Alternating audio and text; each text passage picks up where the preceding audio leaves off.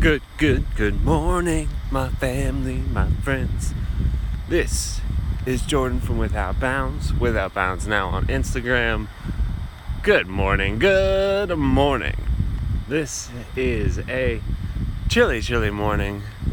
It's the first time that I'm actually concerned for my hands holding this darn thing up. Excuse me. I know it's only going to get colder as the days progress, so I will have to invest in gloves. Well, I have gloves, but maybe the ones that allow me to swipe on the phone. My girlfriend's got one of those. They're pretty damn useful, must admit. Good morning. It is wonderful. It is wonderful to be alive. Good morning. It is wonderful to be here and now sharing this time, space. There is no other place I'd rather be, no other place I'd rather see. I am so happy, so grateful to be here with you sharing this moment. Today is a wonderful day. There's a wonderful day ahead, a wonderful weekend that's rearing up after Friday, of course. Won't get ahead of ourselves.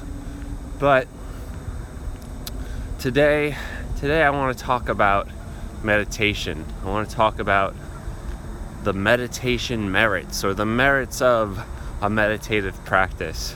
You know, every time we get together, we end our sessions with some loving kindness meditation, which is only just one form of something massive, something even bigger.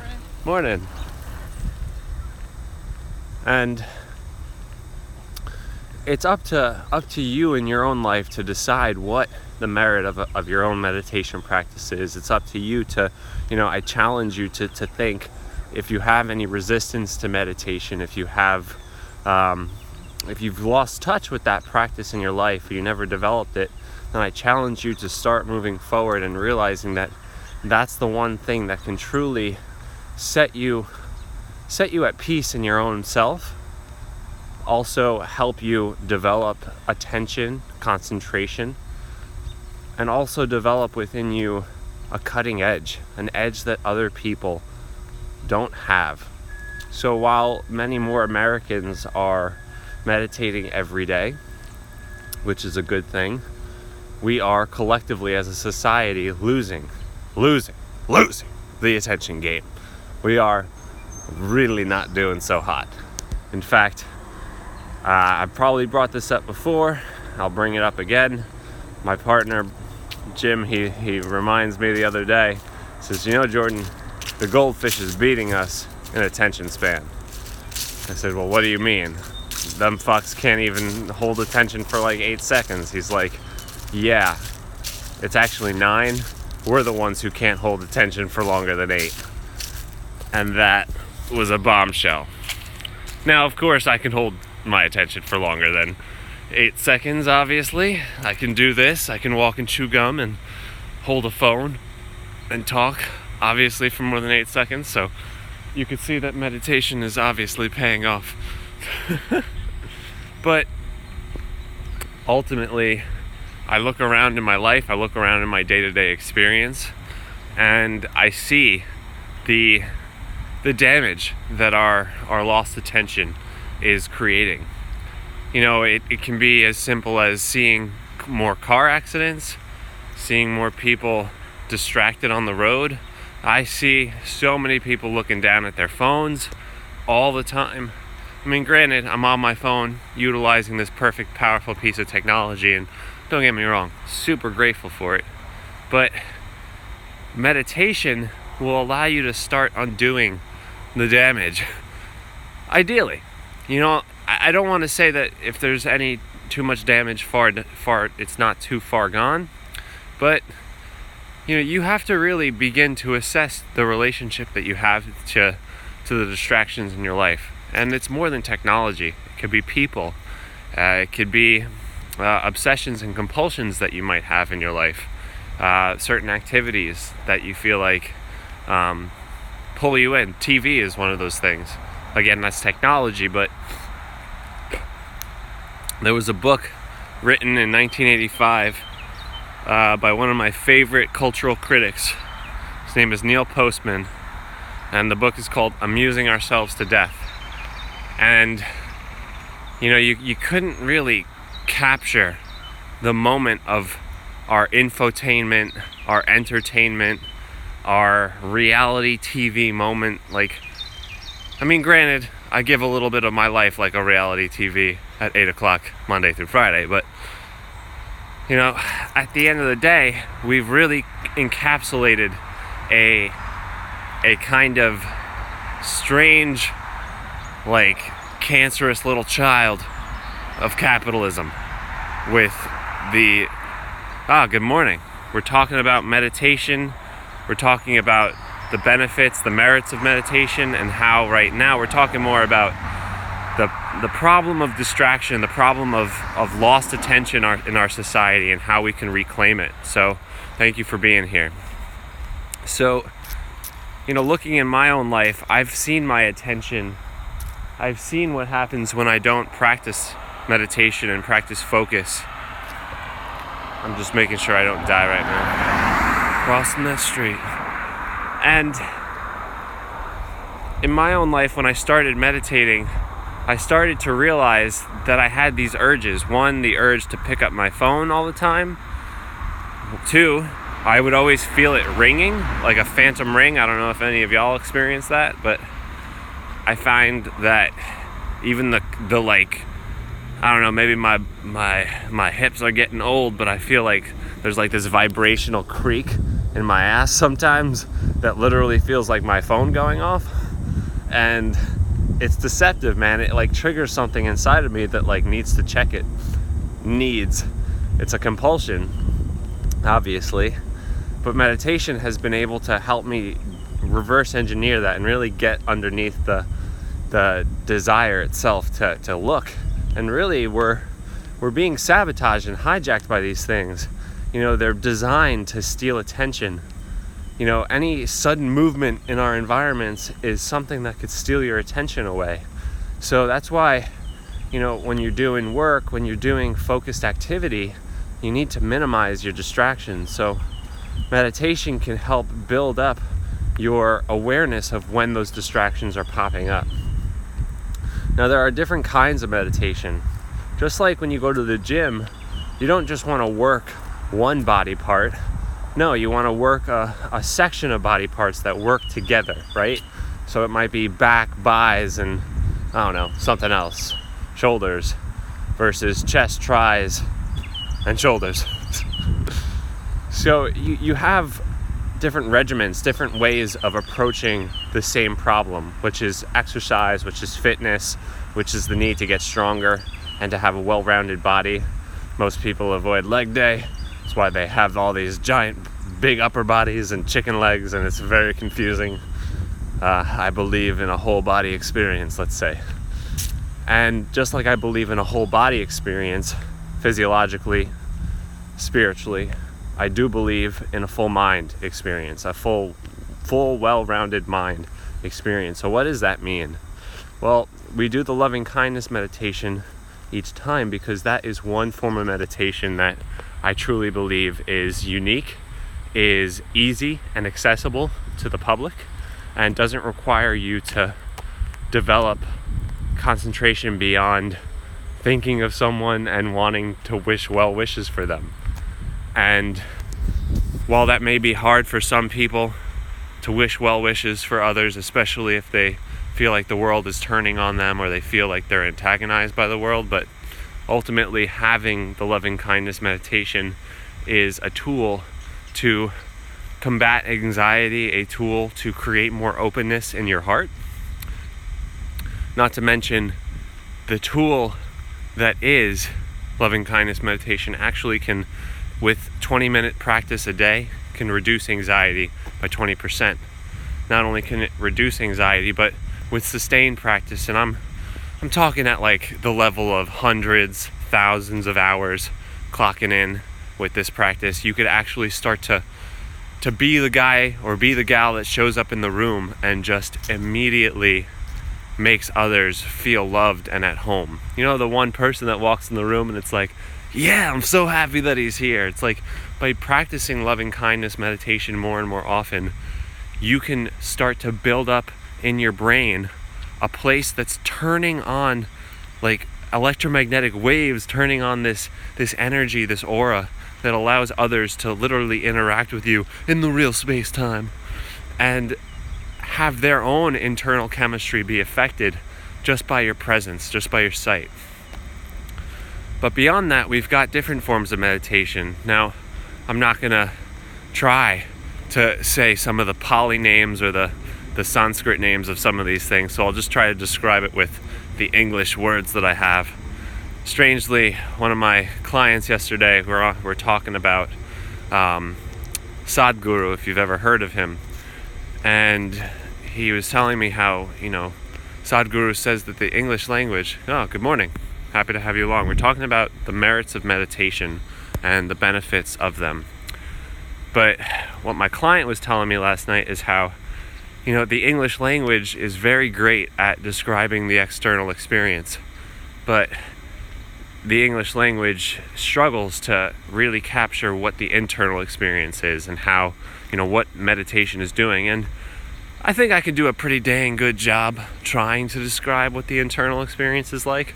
So, you can be the judge if it works for you, but ultimately it just might be a barrier of words that we have to work through with our English speakingness.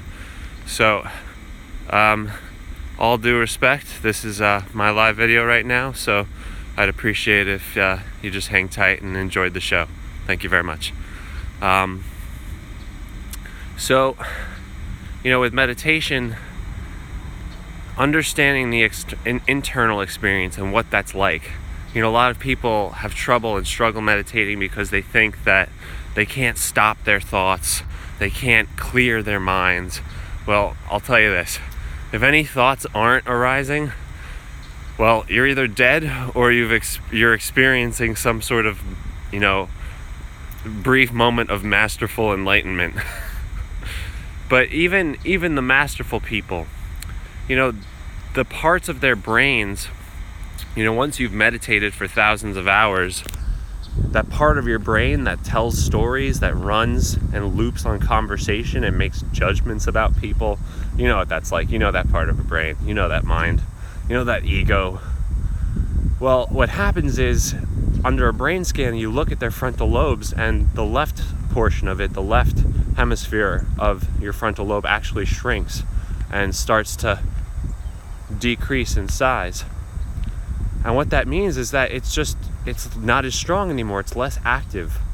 And you're not experiencing brain damage, you're actually just shrinking a part of your brain that, because of society, because of our conditioning, has gotten a little bit too strong for its own good. So what I recommend you understand is that we all start from some place. We all start from this place where the story is running. And it's gonna take patience and practice, meaning showing up every day, just like you do at the gym, just like you do for your exercise, for your well-being.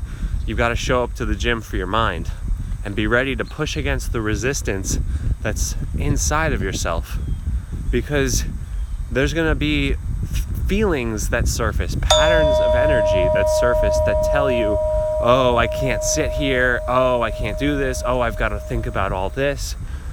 Meditation is a space for yourself to drop it all, to give up the fight, to give up the war of life, and to just say, I'm going to sit here for the next 10 or however long minutes, and I'm going to actively, consciously, not think about what the rest of the day holds for me. Instead, I'm going to focus on this present moment, on my senses, meaning what you see, what you hear, and what you feel, and focusing on really examining what it is that you feel. And what should you feel? Well, if you're sitting on a cushion, sitting on the floor, sitting on a couch, you should be able to feel the bottom portion of your body being pulled by gravity down into the seat. So I tend to sit on a cushion with my back upright. No back, I tend to not do this on chairs. Actually, everyone makes fun of me who knows me. I have 4 cats, so I do it on one of their cat cushions. Truth be told. So you should feel your body resting in space. So if your eyes are closed, you'll feel your body, you'll feel the whole shape of your body. But I challenge you to really pay attention closer, to really draw in closer to your awareness what it is that you feel, because you'll notice that you, after a little while, will start to lose the shape of your body. Like, you don't feel individual body parts. Instead, you just feel like locations of sensation, we'll call it, where you feel these patterns of energy, whether it's tingling, pain, itches, hot or cold feelings. You'll feel them up. We've come to that part. Sorry to get a little distracted, but here's heaven. This is the gateway to heaven. Beyond these woods is heaven. So you'll start to feel that those parts of your body are just points. They're these points of awareness that you can draw your mind to, like a magnifying glass. And the more that you feel your body resting in space, the more that you just become what's called a cloud of sensation. So it's almost as if you yourself are this nebula, this cloud. And instead of having a body, having a full, real shape, you're allowing your awareness to just sort of let go of the shape of your body. And that's really one of the first stages of knowing that, like, you're actually tapping into something, you're actually tapping into the meditative practice. So I challenge you to, take 5 minutes today and just close your eyes and sit still. You're gonna give up whatever you have to do, whatever planning you have to do, just give it up and just sit there. Just sit still and enjoy yourself. And this could be quite fun because you really recognize that when your eyes are closed, that you can really dissolve the shape of your body, that you can really start to touch what might be called the non-physical. So that's one way, that's one part of it. The next is to really bring your attention to this constant breath that you have. Now, sometimes when we start meditating, we find ourselves struggling because we're controlling the breath. We're actively breathing. Breathing is something that, while it may be natural, it may occur without your conscious thought, it will be overridden if you start noticing it. So the goal there is to learn how to sit back inside of yourself, to actually kind of relax the control that you have over your breath, and to just watch it come and watch it go. And as far as building up concentration, as far as building up a focus, this is where one might call focused meditation comes in, where you'll spend the next 5-10 minutes counting each breath in and out, or 1 inhale, 1 exhale, and so on.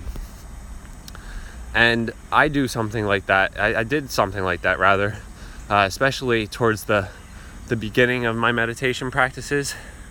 They've become a lot more advanced and evolved since then. But let me explain some of the true beauty and benefits of your own meditative practice and developing this power of concentration, the power of your awareness. So on the one hand, we've got loving kindness, which is it's an emotional meditation mixed with visualization. So using that God force inside of you, that imagination, that power of your subconscious, that virtual reality machine inside of you to create images, to connect with what you perceive, because what the brain projects, what the brain thinks, you can't tell the difference. I mean, you have the ability to know the difference, but you can relax that. So there's that focused meditation, building up that focus. There's relaxed meditation where you're not focused on anything in particular and you're just present with all your senses, allowing what you see, what you feel, what you hear to just rise to the surface, what you think to just arise and let it come to the surface and let it go. There are noises that you hear. There's my voice that you hear, but you can't capture my voice. You can't box it up. I mean, you can record it, but the idea is that in your own body, in your own experience, you can't capture a moment. You just have to be present with it and let it pass. And that's what meditation is ultimately teaching you. So, having that detached meditation, that unfocused, disengaged type, where you're just letting everything come. Then there's, other active forms of visualization. Some people call it manifestation meditation, where you're actively thinking about the future that you want to create, where you're actively thinking about the problems or trauma that you want to overcome. So those are some other meditative practices.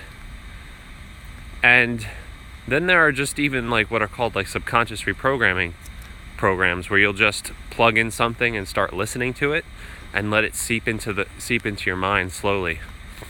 So you have tools, you have many different techniques, and what I described here isn't even the brunt of it. There are so many other ways of going about it. The key is to recognize that you have choices and that you need to, I'm not going to tell you what you need to do. You have to decide that. But if I were you, I would take very seriously how many minds are offline in this world. How many people are distracted on a higher level and losing? Because what happens when you're distracted? What happens if you're not giving love? What happens if you're shut off and closed from people, not using your active imagination? Well, let's think. You can't use your time as well, so productivity goes down. You're not spending quality time with yourself, so your cup might be empty internally, your own well-being. Your relationships might be suffering because you can't even hold a conversation long enough without looking at your phone. Relationships, parental relationships, being a bad role model for children, being distracted all the time. We have these aspects, especially, for me, as a writer, as a creator, as a speaker, as a coach. God, if I let my attention be pulled away during sessions, during talks, during anything, I could never get done anything. That's why I take this so seriously. That's why I bring it to the table today for you. And you want that cutting edge. Let's face it. Because the minute that you can hold your attention longer than others, you win. You win the game. Because you can unleash a power inside you that will allow you to compete at a higher level, allow you to focus at a higher level, and deliver at a much higher level, which, if I were you, I would take very seriously.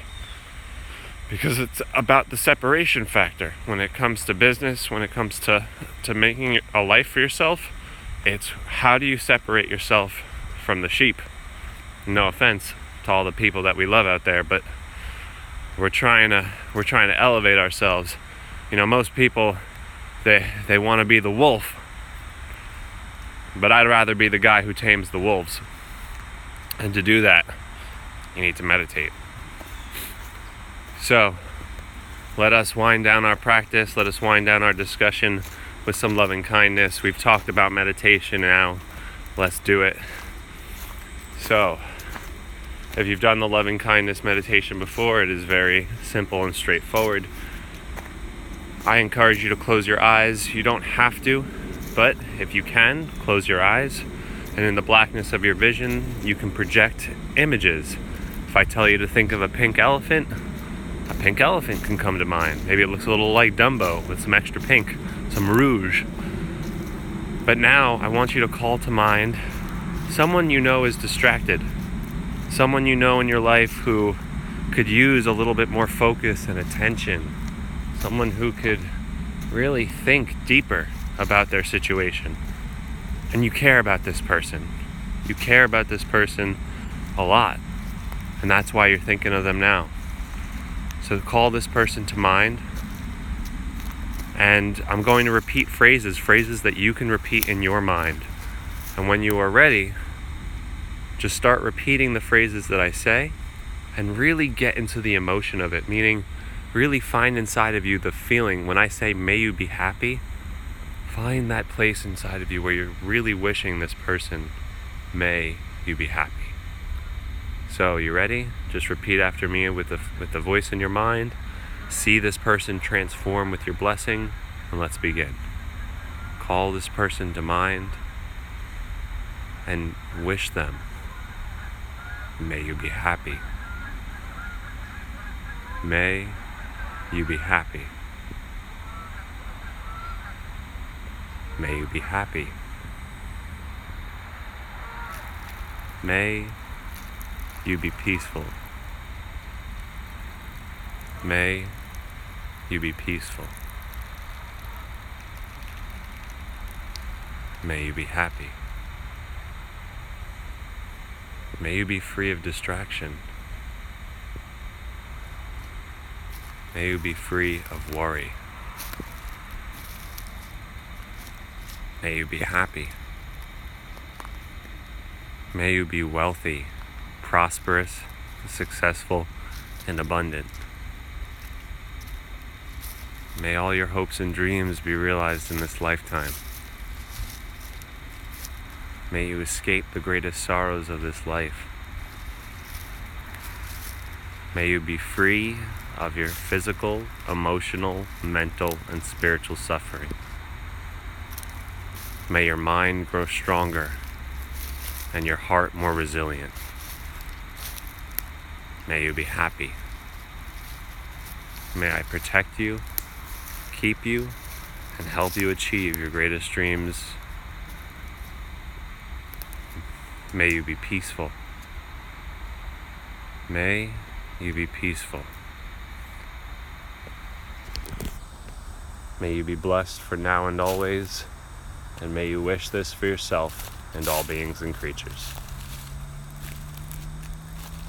Now let us call to mind all distracted people, all the people in this world who are suffering from a lack of focus, a lack of drive, and let us pray for them. Let us meditate on them now. To all beings, to all distracted beings and creatures of our world, may you all be happy. May you all be happy. May you all be peaceful. May you all be free of your physical, emotional, mental, and spiritual suffering. May you all be happy. May you all be peaceful. May you all be blessed with stronger minds, greater focus, and greater clarity. May you be at peace inside of yourself. May you be free of over-attachment to technology. May you be happy. May all your hopes and dreams be realized in this lifetime. May I protect you, keep you, and help you achieve your dreams. May you be wealthy, prosperous, successful, and abundant. And may you wish this for yourself and all beings and all creatures for all time. My friends, thank you for joining me today. Thank you for watching today, in the future. You are part of the Without Bounds community. You are part of the Hue team. And we are here to heal, uplift, and empower you. We're here to add color to your life and get your mind online. And I'm so happy, so grateful. Congratulations on making it through this, for being here today. I want to offer, I'll send anyone who joined today a direct message with a link to a meditation app that I use. It's my favorite app. It's called the Waking Up app by Sam Harris. I use it every day religiously, and I would love to share it with you. You'll get a free month, and if you decide that it's useful, get the app. And Sam is very very awesome, because he will allow you to use the app even if you can't afford it.